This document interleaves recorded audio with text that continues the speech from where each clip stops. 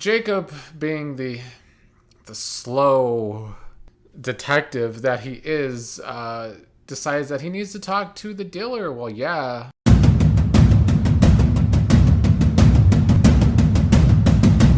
What is up, fellow Beyond the Gates viewers? Here to talk about today's fairly boring Wednesday episode of the show, October 8th, 2025. You know, the week has been weak, as I've been saying this week. I'm not trying to beat a dead horse, but not the best stuff lately with this show, at least in my opinion. The writing lately has definitely taken a downward turn, but honestly, there's been a lot of agreements with that in the comments about the writing lately.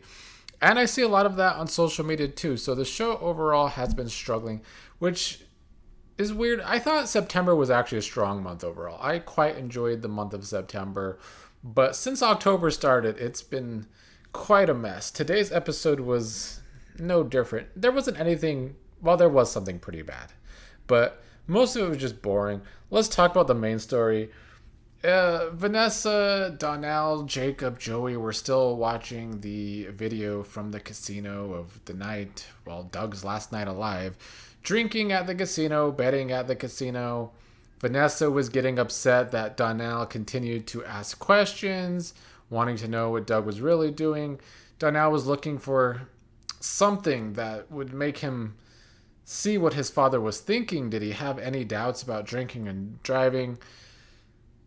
Jacob, being the slow cop detective that he is, decides that he needs to talk to the dealer. Well, yeah. If Jacob had actually been thinking about this case at all, you would think he maybe wanted to at least talk to the person at the casino that let Doug drive drunk. And yeah, I get it. In Maryland, apparently the law is not that the person giving the drinks is responsible for it. Like, that is a responsibility in many states. But still, Jacob knows Doug came to him with information about Joey. And it's why I continue to scratch my head with the writing for this story, much like the writing in many stories. But this story specifically, Doug came to Jacob about Joey. Vanessa and Joey are just being pretty blatant out there in public with their relationship before Doug's death. But even again now, with by the end of this episode, Joey comforting Vanessa again. On this video, Jacob did at least notice that there was a second glass on the table because, you know, Joey cut Marcel out of the surveillance. But he never really overly questioned that.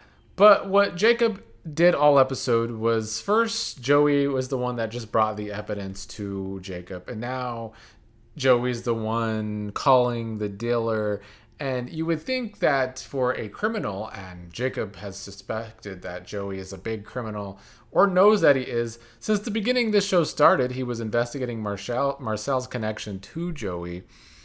He would think that, or you would think that he would think that it's pretty weird that Joey is just so pushy about this case. Why is Joey so pushy here? And then maybe you might think that Jacob would think about the fact that Doug came to him about Joey, but apparently not. Apparently the show really wants us to think that Jacob is downright terrible at his job. Jacob's a terrible detective. Most soap opera cops are. Jacob is reaching bottom of the barrel. He might be one of the worst soap opera cops to ever be a soap opera cop.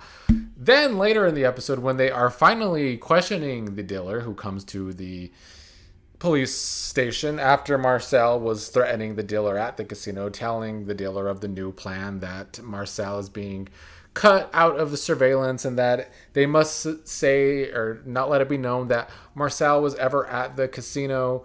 Marcel threatened the dealer to make sure he goes to the police station and does what Joey wants him to do. So that's what the dealer does. But then, when he gets to the police station, Donnell's the one asking all these questions.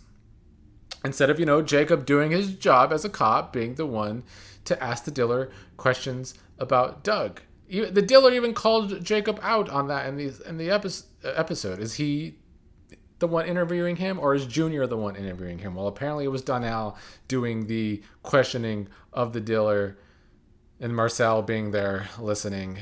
By the end of the episode, with Joey comforting Vanessa, Jacob and Donnell, find them together, kind of holding hands. We'll see what comes of that in the next episode. But as the story has gone for the past 2 weeks, I don't believe it's going to go anywhere. I'm sure it will be some convenient excuse from Joey or Vanessa or both of them about Joey's just consoling me because I've been out of it. And the acting for Vanessa today was weird. I thought that Lauren whatever her last name is, was acting more like Lauren was drunk. I mean, that Vanessa was drunk rather than just grieving. I don't know. Vanessa was way over the top today. I don't know if that's a show trying to get us to feel sorry for Vanessa. It's not going to work on me. I think that Vanessa is as equally as terrible as Joey is on the show, which is why I've been saying that it's not a rootable couple for me. So I don't know what they want from me with viewing the story, but it's getting irritating. Everyone in the story is getting irritating. Joey's getting away with everything. Vanessa's being a dummy. Jacob's being the dumbest dummy. And Donnell is, like, I appreciate that he wants information about his father, but it's been kind of over the top and nonstop since he came. I do like the actor that plays him, though. The rest of this episode was pretty low-key. We had Smitty and Martin talking about Martin's very ridiculous idea of turning himself in. As I said 2 days ago in the video and in the comments, Smitty had to bring Martin back down to earth that he can't do that because if he turns himself in, then he's bringing down everyone around him as well. And Bill's not going to be happy. Joey's not going to be happy. And Vernon might look guilty of something too. So I'm glad Smitty at least talked some logic into Martin's head. And then Smitty was thinking that this idea was so stupid that it was Martin manipulating him to take him back. And Martin was upset that Smitty would think he would weaponize turning himself in. By the end, though, they did at least agree to couples therapy and a date night every week. Good ideas. I mean, what a logical conclusion. Couples therapy to fix their marriage. You know, you would think that the therapist herself, Nicole, would have thought about that for herself and Ted's marriage.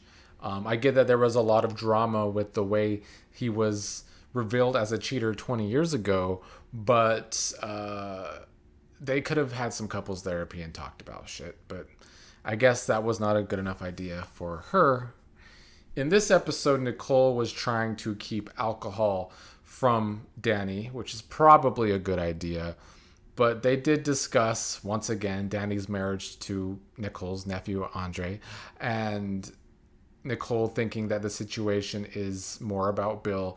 Dani saying that she and Andre do actually care about each other, which is true, which I do appreciate about the Dani and Andre relationship. But circling back to Nicole not wanting couples therapy because Ted had an affair 20 years ago and they just couldn't talk through it now. I'm sick and tired of Nicole and Dani, who are both dealing with cheaters in their own marriage from their husbands, being hypocrites where Vanessa is concerned. Because clearly in this episode, and we've known all along, that Nicole's Vanessa's best friend, but knows that Vanessa is a big old cheater.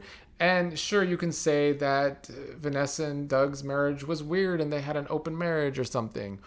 But now that Nicole is suspicious that Vanessa is grieving and getting uncomfortably close to Joey Armstrong, I just think it just makes Nicole look like a hypocrite like her friend. And I just don't think that makes any character look good. This show could really learn that sometimes you do need, heroes on a show. I appreciate the fact that every character is gray, I guess. But the problem with that is that most of the characters end up being hypocrites, which nobody likes to watch. And you kind of lose people to root for. We need people to root for. And I don't know why the writing forgets that, but they do seem to forget that. The only thing else Dani and Nicole discussed was if Nicole is going to get with Carlton. Nicole saying she's done with love. Dani trying to convince her that Carlton doesn't have to be the one, but the one for right now, which is very Dani advice. And maybe good advice for Nicole, but I still think, like I said yesterday, they need to build up the Carlton character more. But that was pretty much it for today's low-key episode. The big news is that Greg Vaughn will be joining the show as a character, I believe as soon as tomorrow, possibly. He, of course, has been on soap operas in the past, from General Hospital to most recently being on Days of Our Lives a lot. I've always liked his acting. He was also on Queen Sugar, which was where he was like a white character on a mostly black show, and did a good job there. So I'm excited to see what he brings to the show, a soap opera veteran. Hopefully it's a good character though. But I guess more importantly, hopefully the writing is there for the character, because that has been the biggest issue lately, is writing. Well, the writing and the decisions where the writers have been going in these stories. So I am at least excited to see Greg Vaughn in a role. Still hoping we get some Dani and Bill this week, because as I said yesterday in the comments and in the video, it's the only thing I've been looking forward to on this show so far in October. And it's because at least they entertain me, which a lot of these couples irritate me. So I would like the change of having some of these characters entertaining me this week, because the last week and a half has been a lot of irritation with the writing. And these couples like Vanessa and Joey, what am I supposed to feel with this? Because all I feel is contempt for both characters, and eventually that's just not going to be easy to watch.